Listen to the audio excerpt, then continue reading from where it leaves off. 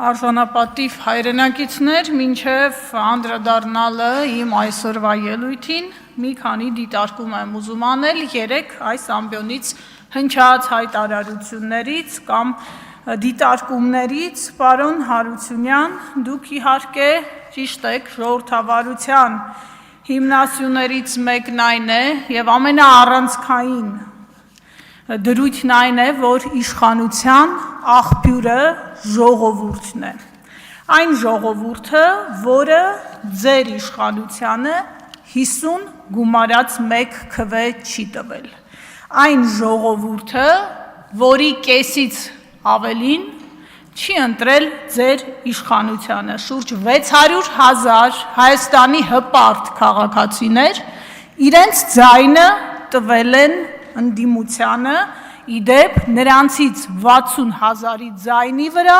ձեր իշխանությանը կներեք արտահայտությանս համար պարզապես թքած ունի, որովհետև այս խորհրդարանում բացակայում է 4-րդ ֆրակցիան Բարգավաճ Հայաստանը։ Իշխանության աղբյուրը այն ժողովուրդն է, որին ձեր իշխանության ղեկավարը անվանարկում է, որին վիրավորում է ամենավերջին բառերով, որին ձեր իշխանության ղեկավարը ասում է դու ինչի ես կենդանի, ինչի չես զոհվել, թալանչի անասուններ, տականք, ռադներդ քաշեք եւ այսպես շարունակ։ Մյուս որակումները չեմ մեջբերի, որովհետև անհարմար է դրանք կրկնելը, պարոն Հարությունյան։ Իշխանության աղբյուրը ժողովուրդն է, որին ձեր իշխանության ղեկավարը համարում է կաշառակեր ու հայտարարում է,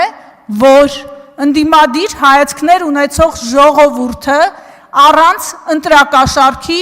չեր գնա ու չեր քվեարկի ընդդիմության օգտին։ Տիկին Հարությունյան, միացրեք տվյալ տեսանյութերը,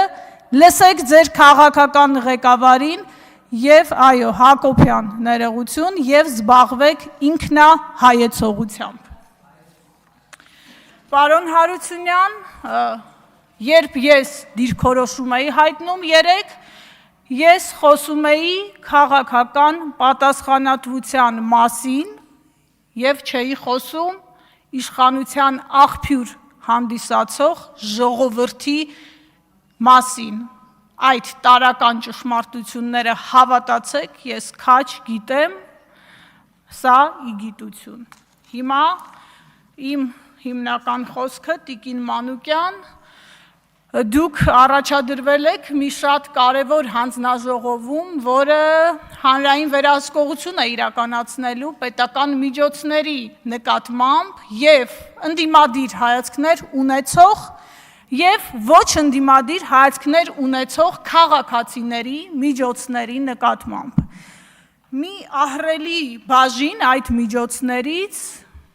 պետությունը հատկացնում է հանրային հեռուստաընկերությանը, կրկնում եմ, հանրային, ոչ թե իշխանական։ Եվ 18 թվականից ի վեր այդ միջոցները աճի միտում ունեն։ Եթե օրինակ 19 թվականին 6 միլիարդի էր հասնում հատկացումը, 25 թվականին 8.4, 26 թվականին 8.3 միլիարդ միտումը ակնհայտ է եւ բավականին խոշոր գումարի մասին է խոսքը, բայց ինչ ենք մենք արձանագրում, հանրային հեռուստաընկերությունը ձեր իշխանության օրոք վերածվել է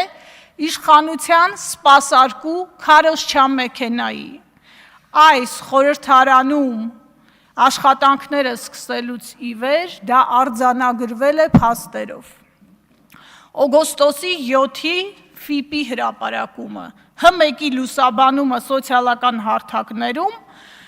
եւ փաստեր օգոստոսի 2-ից 6-ը Հ1-ի յութուբյան ալիքում ազգային ժողովի աշխատանքներից հրապարակվել է 60 տեսանյութ, դրանցից միայն 3-ն է նվիրված եղել ընդդիմությանը։ Եղել է Facebook-ում 70 տեսանյութ, որոնցից միայն 2-ն է առնչվել ընդդիմադիր պատգամավորների ելույթներին։ ՖԻՊ-ի եզրակացությունը, որ հանրային հեռարձակողը իր եթերում եւ սոցիալական ցանցերում ըստ էության անհամարժեք է լուսաբանել իշխանությանը եւ ընդդիմությանը խորհրդարանում։ Սա ուղղակի մի դրվագ է, որը ի ցույց է դնում այն, որ ՀՄԵԿ-ը դուք դարձրել եք քարոզչամեքենա։ Իդեպ 2018 թվականին Նիկոլ Փաշինյանը, երբ ընդդիմադիր էր, խոսում էր պետական հեռարձակողների կողմից ընդդիմության նկատմամբ, մեջբերում եմ, տեղեկատվական շրջափակման մասին։ Հիմա հարց եմ ուղղում ձեզ, նորմալ եք համարում տեղեկատվական շրջափակումը 2026 թվականին։ Դիտարկում հետընտրական գնահատական ԵԱԿ ԺՄԻԳ-ը իր զեկույցում անդրադարձել է հանրայինի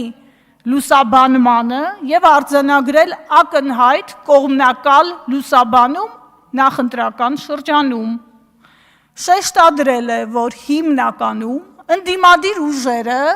ՀՄԵԿ-ի լուրերի թողարկումներում ներկայացվել են բացասական կոնտեքստում,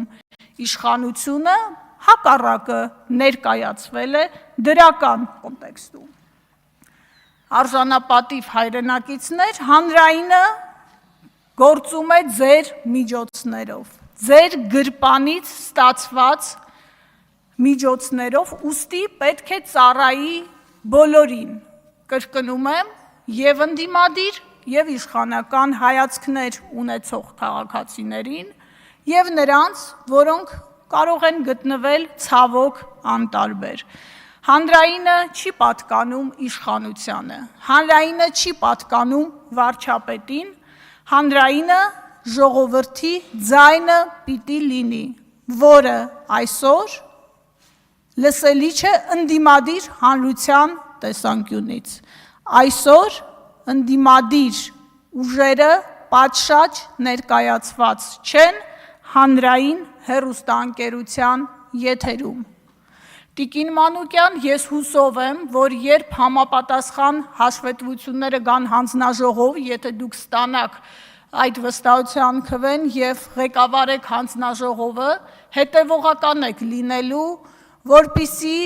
մանրամասն քննարկվեն այդ հաշվետվությունները, որպիսի բյուջեի հատկացումները մանրամասն ուսումնասիրվի եւ իհարկե այդտեղ կարևորվի բազմակարծությունը, հավասարակշիռ մոտեցումը եւ օբյեկտիվ լուսաբանումը։ Ես հուսով եմ եւ հավատում եմ, որ դուք զգալի աշխատանք եք տանելու այդ ուղղությամբ եւ փորձելու ենք այնպես անել, որ իսկապես հանրության միջոցները ծառայեն հանրությանը լայն իմաստով եւ ոչ թե նրա միայն մի հատվածին կամ իշխանական նեղ խմբակին, թույլ տվեք այս բառը օգտագործել։ Շնորհակալ եմ։